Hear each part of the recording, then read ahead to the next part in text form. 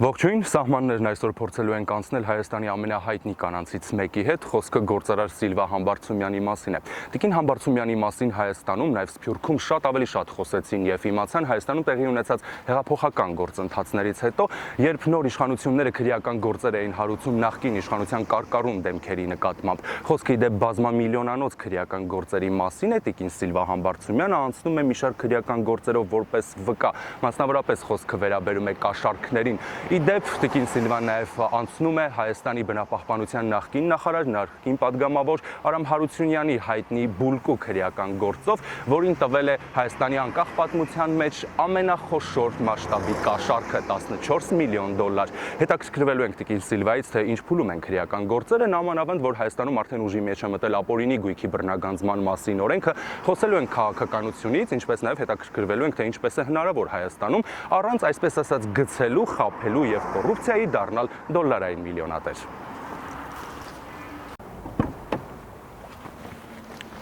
Ողջույն տիկին Սիլվա։ Բարև ձեզ։ Ինչպե՞ս եք։ Լավ, դուք ինչպե՞ս եք։ Լավ, շնորհակալ եմ։ Կարծում եմ մենք արդեն կարող ենք շարժվել, չէ՞։ Այո։ Այն քրեական գործերը, որոնք նաև վերաբերում են ձեզ, այսինքն այդտեղ կան ձեր ցուցմունքները նախկին պաշտոնյաների վերաբերյալ, մասնավորապես կաշառքների, երբ Հայաստանում նախկինում խաղի կանոններն այդպես էին, հա, պետք է կաշառք տաս, որպեսզի հնարավորություն ունենաս ինչ-որ բան ստեղծես եւ կայացնես։ Կխնդրեմ մեզ մանրամասներ ներկայացնել, հա, առանցքային քրեական գործերի մասով դրանք ինչ փուլում են հիմա։ Ուրեմն Արամ Հարությունյանի գործով արդեն որպես 14 միլիոն կաշառք արդեն ապացուցված է։ Արամ Հարությունյանի գործով ես կարծում եմ շուտով այդ բռնագանձումը կտարածվի։ Իսկ ինչ վերաբերում է գործի քննությանը, քանի որ գործի քննության անդամներից Մայրապետյան Սամվելը, որը հանդիսանում է գլխավորը, նա բացակայում է Հայաստանի Հանրապետությունից, գտնվում է Գերմանիայում բուժման նպատակով, բայց 2 տարի չի վերադառնում։ Իսկ Արաքս Դիլանյան եւ Վիկտոր Մարտիրոսյանի գործը ընթանում է, որովհետեւ տարբեր մարդիկ են խառնված, որ ես գումարը փոխանցել եմ Դուբայ, այնտեղից փոխանցվել է 3 անձնավորությունների, որոնք Արամ Հարությունյանի մտերիմներն են, մեկը Գագիկ Կարապետյանը, որ Միացյալ Նահանգներում ձերբակալված է, Մյուսը Վիկտոր Մարտիրոսյանը, երրորդը Արմեն Խաչատրյանը։ Արմեն Խաչատրյանը, քանի որ ցուցմունքը տվել է, որ այդ գումարը Արամ Հարությունյանն է վերադարձրել, նա ոնց որ ազատվեց պատասխանատվությունից, իսկ ինչ վերաբերում է Ռոբերտ Քոչարյանի հետ կապված, դեռ դատաքննության չեն մտել, որպեսզի սահմանադրական տապալումից անցնեն երկրորդ մեղադրանքին, որը դա իմ ցուցմունքի հիման վրա է կաշառքի վերաբերյալ։ Իսկ մասնավորապես Արամ Հարությունյանի մասով ձեզ եւս անհայտ է նրա գտնվելու վայրը։ Ոչ, նա գտնվում է Ռուսաստանում, Մոսկվա քաղաքում։ Մոսկվայում միայն Արամ Հարությունյանը չէ, շատ կան նախկին իշխանության ներկայացուցիչներ, ովքեր անցնում են քրեական գործերով եւ հիմա ապաստանել են Ռուսաստանում, հա։ Ըստ ինչու են առանցքային դեմքերը նախկին իշխանությունների նախապատվությունը տալիս հենց Ռուսաստանին եւ մեծապես փորձում են այդտեղ թաքնվել։ Հայաստանի պաշտպանության նախկին նախարարը, Իտալիայում Հայաստանի նախկին դեսպանը, Արամը Հարությունյան, նախկին գլխավոր դատախազ Գևորգ Կոստանյանը, այսպես շարքը կարելի է երկար թվարկել։ Ոչ մի երկիր պետք է փողերը լվանալու գործում չի ընդունի, նրանց արագ կձերբակալեն, իսկ Ռուսաստանում չեն ձերբակալի, ավելի հեշտ է թաքնվել, դրա համար էլ գտնվում է Ռուսաստանում։ Իսկ ինչպես էր նախկինում, հա, այդպես որ թողեին, այսպես ասած, օլիգարխ դառնալ, պետք է գումար վճարել, թե պետք է ուղղակի ծառայություններ մատուցել։ Ծառայություններ մատուցել,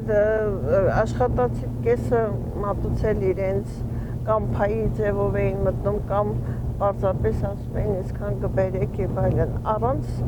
կաշառքի ոչինչ չէինք կարող հասնել։ Թե Արամ Հարությունյանն արդեն փաստել, թե ինչ չափի խոշոր կաշառքներով են հանդես եկել բոլորը։ Շնորհակալ եմ մեզ մանրամասների համար, հարգելի հեռուստադիտողներ, մենք տիկին Համբարձումյանի հետ ուղևորվում ենք Ծաղկաձոր, նրա առանձնատուն, այնտեղ շարունակելու ենք մեր զրույցը, բնականաբար արդի եւ շատ հետաքրքիր թեմաների շուրջ։ Տիկին Սիլվա, մենք հիմա գտնվում ենք Ծաղկաձորի ձեր առանձնատանը, բավականին մեծ, գեղեցիկ տուն ունեք, շատ հաճելի եւ ջերմ մթնոլորտով։ Եկեք մեր զրույցը սկսենք նրանից, որ արդյոք Հայաստանում հնարավոր է արդար քրտինքով, առանց կոռուպցիայի, ինչ որ մեկին գցելու, սպանելու, գողանալու, առանց կապերի իշխանության հետ լինել օրինակ միլիոնատեր։ Իհարկե կարելի է, եթե պետության հետ չունենք խնդիրներ, վճարում ենք հարկերը եւ աշխատում ենք քրտինքով, չենք գցել որևէ մեկի, ես օրինակ, ես էլ ոչինչ միլիոնատեր եմ, բայց ոչ միլիարդատեր։ Ստացվել է, այո, ստացվել է։ Ինչպես է ըստ ձեզ ձևավորվում այդ մեծահարուստների, որոնց մենք կոչում ենք օլիգարխիա, նրանց ներգրավումը քաղաքական գործընթացների մեջ։ Այդ օլիգարխները օրինական դաշտում չեն աշխատել։ Նրանք թաքցրել են հարկերը եւ այդ հարկերի հիման վրա օգնություն են արել ժողովրդին, մտածելով, որ իրենք օգնություն են անում, ոչ։ Դա պետության հարկերն էր։ Եթե իրենք պետության հարկերը տային, մեր ժողովրդին օգնության կարիք չէր պետք լինի։ Քանի որ եթե բյուջեն լիքն է, կարողանում են աշխատավարձ բարձրացնել, թոշակներ բարձրացնել եւ օգնության կարիք չէր լինի։ Դուք ինչու նախ քաղաքականության մեջ չեք։ Մենք գիտենք բազմաթիվ դեմքերի, Գագիկ Ծառուկյան, Սամվել Ալեքսանյան, ցանկը այնքան երկար է Հայաստանի օլիգարխների, որոնք ներգրավված են եղել կամ են քաղաքականության մեջ, որ մեր ժամանակը դժվար հերիքի բոլորին հիշել, ինչու դուք չեք ներգրավում։ Նրանք մտել են քաղաքականության մեջ, որպեսզի փրկեն իրենց անօրինական բիզնեսները։ Օրինակ, պարզվեց, որ Շանգրիլա կազինոն չունի լիցենզիա։ Այդ դրա համար են մտնում քաղաքականության մեջ, որպեսզի իրենց անօրինական գործունեությունները ծածկեն։ Եվ դրա համար էլ դառնում են օլիգարխ։ Եթե պետությանը հարկեր չեն ուծում կամ ուծում են ինչ-որ չնչին տոկոս, ստացվում է, որ օլիգարխ են դառնում, որտեղ մտնում են արդեն իշխանության հետ արկո-վաճառքի մեջ։ Դուք դրա կարիքը չունեք։ Ես ոչ, ես դրա կարիքը չունեմ, դրա համար ես օլիգարխ չդարձա։ Իսկ գործող իշխանությունները ձեզ ունեն սիրելի օլիգարխներ։ Ոչ, կարծում եմ չունեն, իմ կարծիքով, իմ կարծիքն է դա։ Գործող իշխանություններին հետաքրքիր չի, ով ինչով է զբաղվում, պետության հարկերը վճարեք եւ խնդիր չունեք։ Ոչ մտնում են փայի մեջ, ոչ ուզում են որևէ մի ատկատներ, ոնց որ նախկինում էին ուզում որևէ մի տենդերից, որևէ բանից, հիմա չունեն։ Ես ունեմ շինարարներ ծանոթներ, որոնք ճանապարհ են կառուցում, ասում եմ մեր ամենաերջանիկ դարաշրջանում ենք ապրում, որ 50% ատկատ չենք տալի ճանապարհաշինարարության մեջ։ Նախկինում 50% տալիս։ Այո, նախկինում ասեցին, որ 50% վերադարձնում էին, դրա համար չունենք այնպիսի ճանապարհ, որ ունենք հիմա։ Իսկ նախկինում այդ ատկատները, կաշառքները եւ այլն, դրանք կոնկրետ ինչ-որ անձնց գրպան են գնում ու մասնավորապես ում։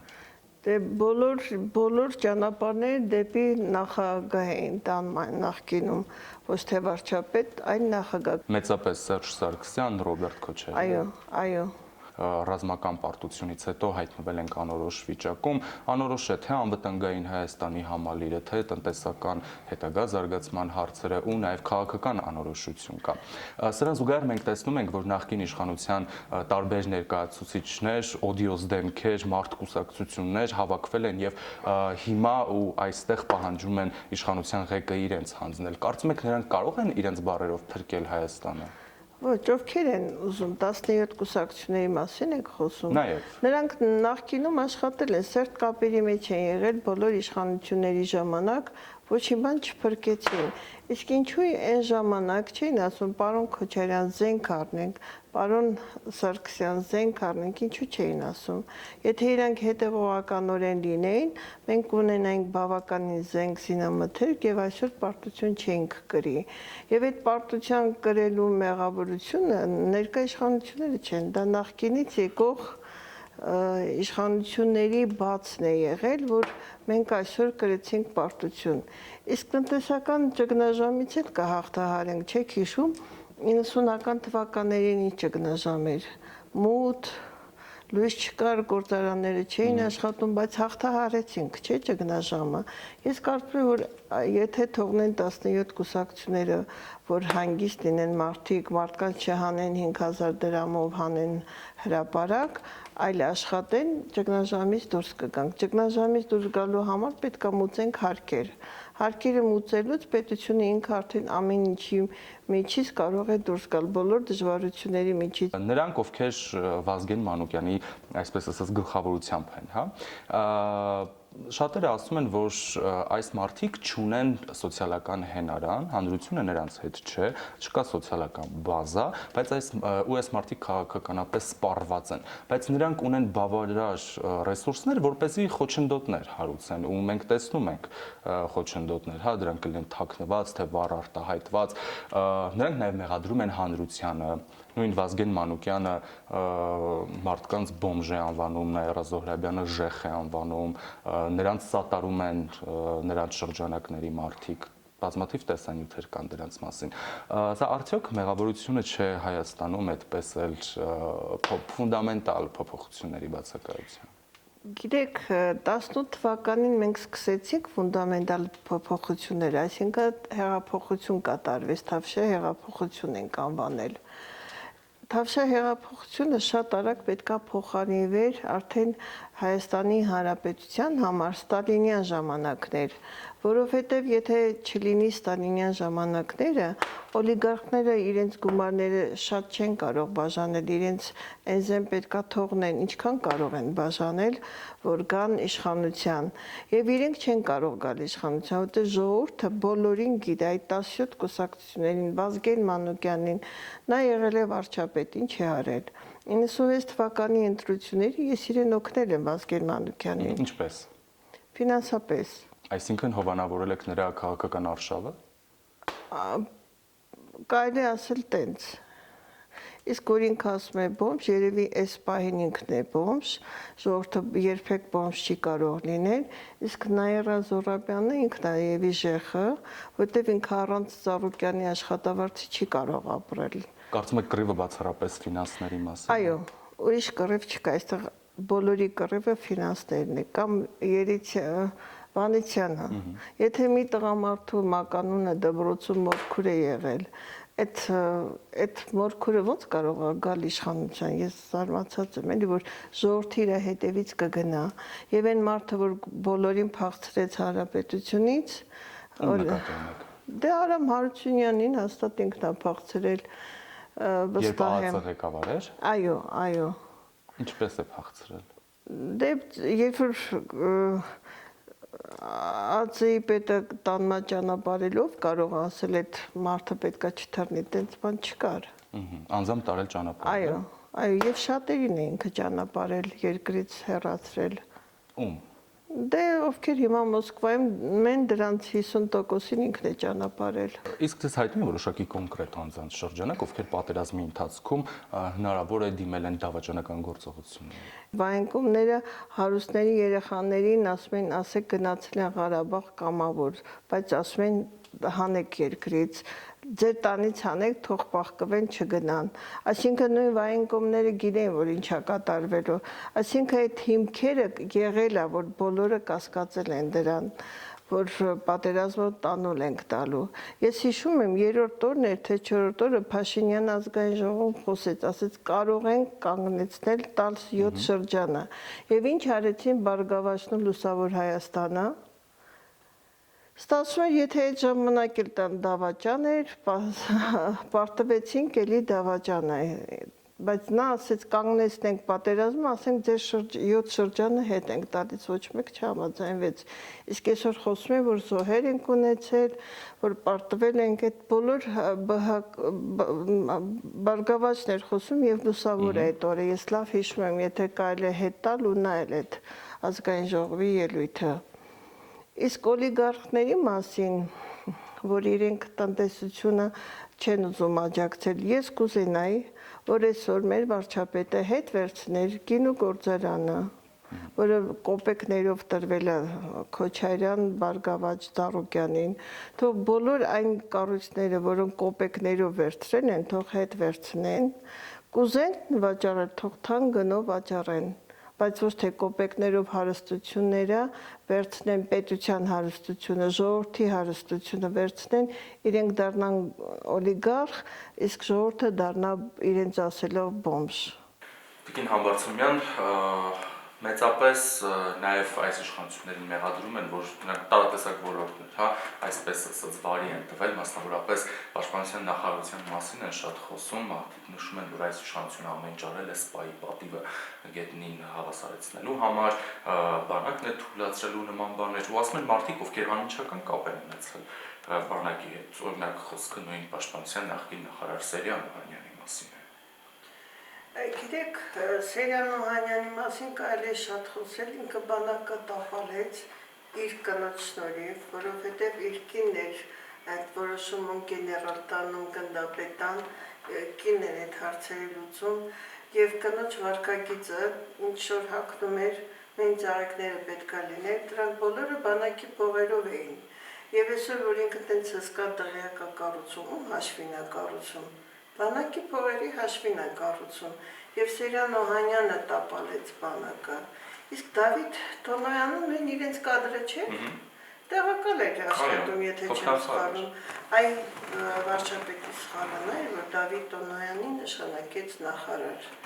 Տեսեք, նշում եք, որ Սերյան Օհանյանի կինը Տիկին Ռուզաննան, հա, նա այդ հաստատումում պետք է գեներալի կոչում տալ եւ այլն, իսկ ինչպես էր տեղ ունենում այդ process-ը, այսինքն Սերյան Օհանյանը գալիս էր տուն աշխատանքից երեկոյան ցուցակով, եւ այնտեղ գումարած հանածը դնում։ Այո,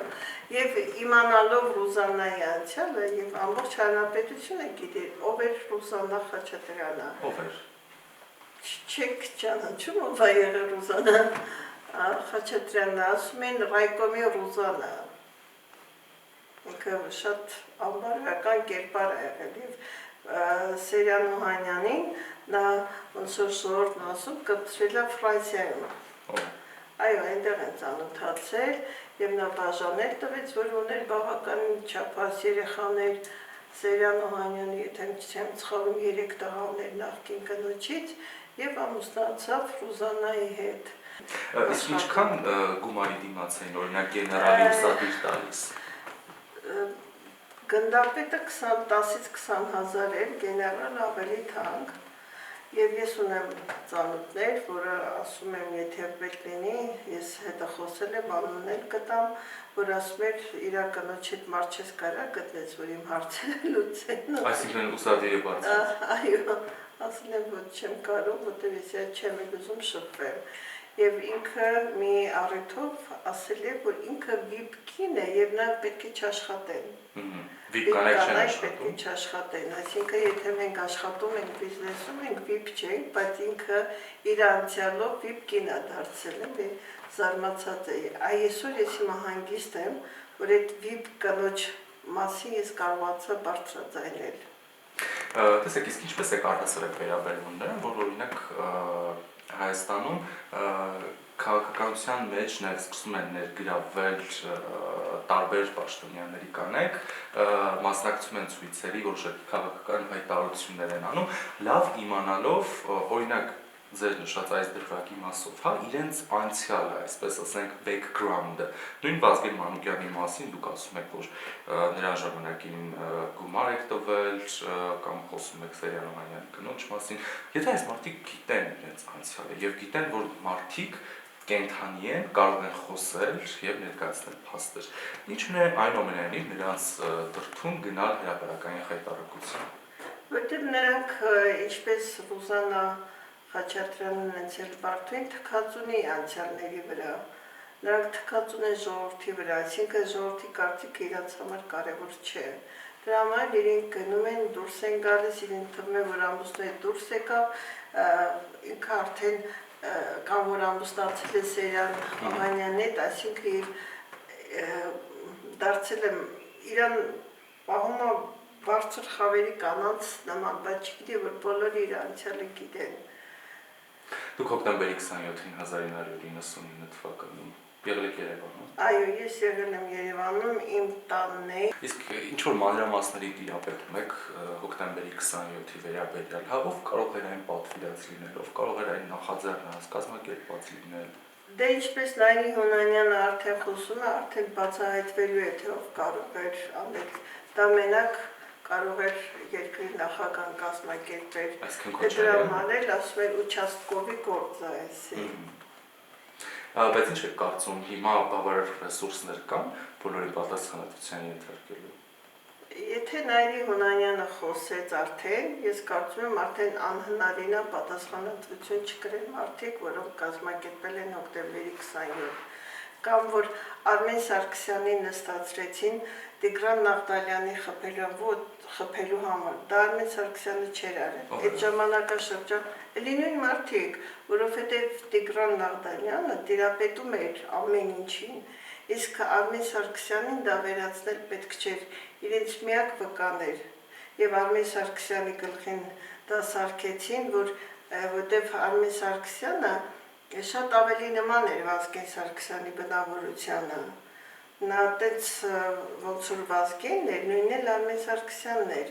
վախեցան Արմեն Սարգսյանից եւ իր գլխին սարքեցին դա, որ հեռացնեն գոնե այդ ժամանակաշրջանում։ Իսկ նրանց մասին ովքեր ասում էին, որ Արմենը սովորացել, այդ դրանցից մեկը իմ մոտ աշխատել է, Արտաշատի Գրիգորը Մզդրեին մականուն ասում, եւ մյուսին էլ եմ ճանաչում, ապերեր, նրանք փող են վերցրել եւ այդ ցուցմունքը տվել, վստահ եմ ասում, որտեղ ճանաչելով Գրիգորին, վստահ ասում, նա փողի համար ամեն ինչ կաներ։ Քոչարյանի պաշտպանվարման ժամանակ դուք անձնապես նրա հետ հանդիպումներ ունեցել եք եւ ինչ չեք ունեցել։ Երբեք։ Իսկ Սերժ Սարգսյանի։ Ոչ է Սերժ Սարգսյանի։ Նիկոլ Փաշինյանի։ Ոչ է Նիկոլ Փաշինյանի։ Իսկ որևէ քննարկումներ Չէ, չեմ ունեցել երբեք։ Տեսեք, վերջինս նաև եկեղեցին է շատ ակտիվ եւ բարբերաբար հանդես է գալիս տարբեր հայտարարություններով քաղաքական բնույթի զարգացումների շուրջ։ Դիրքորոշում են հայտնում, կարծիք են հայտնում, իշխանություններին կոչ են անում հեռանալ, տարբեր եկեղեցականներ եկեղեցիներում հրաժարվում են պատարագ մատուցել նույն վարչապետի ներկայությամբ ու նման բաներ, հա։ Ինչ եք կարծում, եկեղեցին պետք է արդյոք ներգրավվի նման process-ների մեջ թե ոչ, եւ օրերս էլ Եռաբլուրում ամենայն հացկաթողիկոսը նշեց, որ Կճոյանը վաճառել է իր Bentley-ին եւ բարեգործություն է արել Փառք Աստծո։ Գիտեք, Գարեգին բան պետքա вообще հեռանա։ Ինչու՞։ Ասեմ ինչու, որտեղ ինքը ոչ թե կաթողիկոս, այլ լավ գործարար է, շատ լավ գործարար է։ Ես իրեն ճանաչում շատ վաղուց, դեռ երբ Արարատյան թեմի առաջնորդ էր, շատ հայտնի բիզնեսմեն էր նա կաթողիկոս իրավունք չունի լինելու։ Եթե մի կաթողիկոս, որը մտնում է քաղաքականության մեջ, եւ հայտարարությունները անում հրաժարական տա վարչապետը, բամբախ ժողովուրդը իրանից հրաժարական էր ուզում, ինչի չգնաց։ Ես Վազգեն առաջինից հետո Հայաստանում ոչ մի կաթողիկոս չեմ տեսել։ Իսկ լսում եք կաթողիկոսը գործարար է, հա,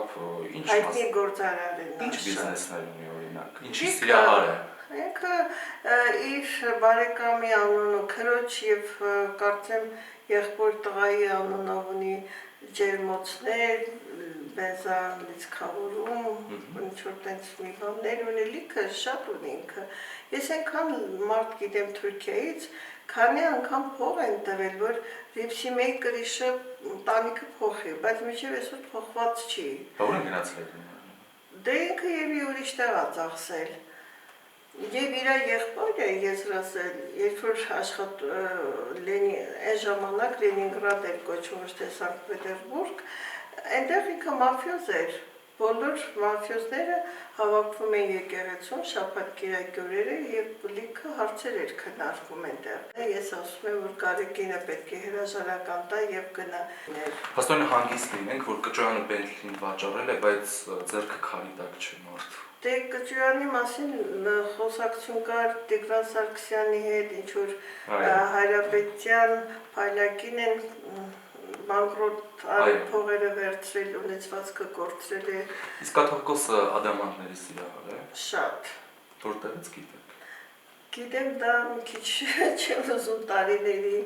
առաջվա բիզնես էր եւ չեմ ուզենա բարձրաձայնեմ, այո, եւ այդ բոլորը անում էր Լուիս Մանուկ Սիմոնյանը։ Նրա փողերով։ Դուք սելա չեք վախենում ձեր անվտանգության համար։ Չէ, ես երբեք չեմ վախեցել, որովհետեւ ես երբեք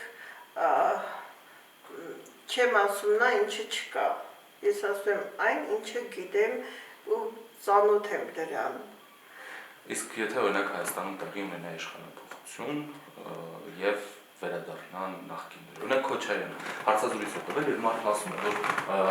արտահերտ ընտրություններում անպայման մասնակցելու է ու կրելու է։ Չեք վախենում, որ կգան քաղաքական հետապնդումներ կսկսվեն, ձեզ կգուցե կձերբակալեն։ Չէ, չեմ վախենում, անկեղծ ասած, ծայրահեղ դեպքում կտեղափոխվենք ուրիշ երկիր, կմեկնենք ցանկացած երկիր, ես հնարավորություն ունեմ ապրելու, աշխատելու, իսկ չեմ կարծում, որ ժողովուրդը կընտրի Քոչարյանին, բայց ես գիտեմ մի բան, որ Քոչարյանի մարդիկ ունի մի հատ վարսավիրահուց կա, որտեղ մի վարսավիրի եւ հավաքարարին ամեն ամիս փող են փոխանցում, որ իրենք դատական քննության ժամանակ Քոչարյանի գնան բաղավեն, ես հստակ եմ ասում, անուններ ներկասեմ, թող հարկային նստուկի հետ մարդկանց, ամեն ամիս ստանում են աշխատավարձ Քոչարյանի կողմից։ Իսկ մարտի մեկի մասին ձեզ ինչ մանրամասներ են հայտնի։ Տեսեք, շատ խոսվեց, որ օլիգարխներ են ներգրավված եղել այդ սպանդի կազմակերպման մեջ, Ռուբեն Հայրապետյան, Գագիկ Ծառուկյան, մեկը զենք է մատակարարել, մյուսը թիկնապահներ է մատակարարել ու էլի կան օլիգարխների անուններ, հա, այսպես շարունակ, մյուսը գումար է տվել, սնունդ է տվել, ձեզ կոնկրետ ինչ-որ շրջանակ հայտնի է։ Չէ, շրջանակ հայտնի չի, բայց մարտի 1-ով էլ ինձ հարցաքննության են ենթարկել, քանի որ ես փետրվարի 26-ից մինչև մարտի 1-ը գումար էի փոխանցել Մարիապետյան Սամվելին եւ ինձ հարցաքննել են, թե ինչ գումար եմ փոխանցել։ Եվ քանի որ դա համընկնում էր մարտի 1-ի այդ արարողությունների հետ, ես ասեմ մարտի 1-ը ես երևի քաղաքում էլ չեմ եղել, որտեղ այդ ժամանակ հիմնականում Դուբայում եմ լինում, ասում եմ, բայց տիկին համարձում եմ փող եք փոխանցել։ Սկզբից մտածում եմ ինչ անեմ, փաստ երևում է, որ փող եմ փոխանցել եւ մի հատ էլ RRS-ում ունենք։ Իսկ լուրջ գումարի մասին է խոսքը։ Այո, լուրջ գումարի։ Ուրեմն ընդհանուր գումարը 7 միլիոն է, 3 միլիոնը Քոչարյանի, որից 2-ն է փոխանցել, մեկը կանխիկ է Մարիապետյան Սամվելի միջոցով արել եւ փոխանցել է Մարիապետյան Սամվելին։ Իսկ մնացած Արմեն Գևորգյան, Սերժ Սարգսյան դա տրվել է կանխիկ։ Տվել եք էլի Մարիապետյան Սամվելի միջոցով դա, բայց մի ոստիկանի միջոցով Սերժ Սարգսյանին են փոխանցել դա։ Եվ մի տղամարդու հետ եմ առերեսվել, որը ես չէի ճանաչում, Վարդանին չեմ սխալվում, ինձ քննության հարցումա ճանաչում, կապրեմ ոչ իրեն էլ է հարցնում, ինձ չի ճանաչում, ասպատիկին համարձումյան, դա $325,000 եք փոխանցել ու չեք ճանաչում, ինչի համար, եւ այդ մարդը ասեց օթապարիկների համար, ասի ուրեմն օթապարիկների փոխնել եմ ես փոխանցել։ Շատ լավ, իսկ առջևում մեզ էլի անակնկալներ սպասվելու են, մասնավորապես հնչեղ քրեական գործերի տեսքով, որ դուք ներգրավված եք։ Կարծում եմ իմս ավարտվել է, իսկ իմ գործ Արամ Հարությունյանի արդեն ոնց որ ավարտվում է, արդեն մեքենայում ես ձեզ ասացի, որ ինչ փուլում ենք գտնվում։ Մի խոսքով առջևում անակնկալներ չեն սպասվում։ Չէ, չունեմ անակնկալներ այլևս։ Իսկ մոտավոր եթե հանրագումարի բերենք, հա, գործունեություն ծավալելու ձեր տարիների ընթացքում, որպեսզի ռեժիմը թույլ տա ձեզ բիզնեսով զբաղվել եւ չգան ամեն անգամ ձեր գլխին չկանգնեն, ասեն գումար տուր կամ փայ մտնենք, այսպես ասած, որքան ընդհանուր եթե ասենց հանրագումարի բերենք գումար տված կլինեք նախկին ռեժիմներին։ Շատ։ Մոտավոր Շատ, 14-ը դա է, 7-ը 21 միլիոն, շատ է, 21 միլիոնը բացահայտված է, մնացածը չէ։ Հայաստանի հետոն այս ծանր վիճակով պայմանավորված, ինչպես եք տեսնում, Հայաստանը ուր պետք է գնա, ինչ ուղղությամբ պետք է գնա, դրանում նաև ձեզպես գործարար մարդկանց ներդրումը ինչպիսին պետք է լինի, կանանց ներգրավվածությունը ինչպիսին պետք է լինի։ Ես ասեմ, ես շատ կուզենամ, որ արտահերտ ընտրությունները ամեն դեպքում կայանա։ Ես կուզենամ, որ իմ քայլը կամ քաղաքացիական պայմանագիրը ընտրի մարդկանց, որոնք գոնե պատահական սկզբունքով չհայտնվեն ազգային ժողովում, գոնե ճանապարհ անցած լինի։ Հիմա նայում ենք ազգային ժողովում, իրանք էլ են զարմացած, որ դեպուտատներ են եւ մակարդակ չունեցող եւ դավաճաններ են։ Գոնե մակարդակ չունեն, ինչ չունեն, գոնե չդավաճանեն, որտեղ իրանք ոնց որ փողոցից եկան ազգային ժողով։ Իսկ բարգավաճը լուսավորը արդյոք պետք է լինեն հաջորդ խորհրդարան։ Ես կարծում եմ բարգավաճը ընդհանրապես պետքա չլինի, լուսավորը պետքա չլինի, պետքա նոր մարդիկ կան։ Այդ բարգավաճը քանի տարի է նստած այն մի հատ կինոկ է, ասում եմ, Պյոտրի ժամանակ էլ եմ դասել այդ հիմա բարգավաճին։ Ծառուկյանն անմահ է։ Գուցե Ծառուկյան այդ նախկիններին հաներ նոր երիտասարդ կադրեր բերել, գուցե լավ ավելի լիներ։ Բայց կգնային։ Ովքեր։ Նախկիններ ասլով նկատի ունեք երևի Մելքումյանին, Մելքումյան, այդ բոլորը ովքեր ընդեղ բղավում են, պարկում են Խանջյան փողոցի վրա, այդ բոլորը մի բանից են զրկվելու, աշխատավարձից, բարգավաճի, ընդամենը դա է։ Եվ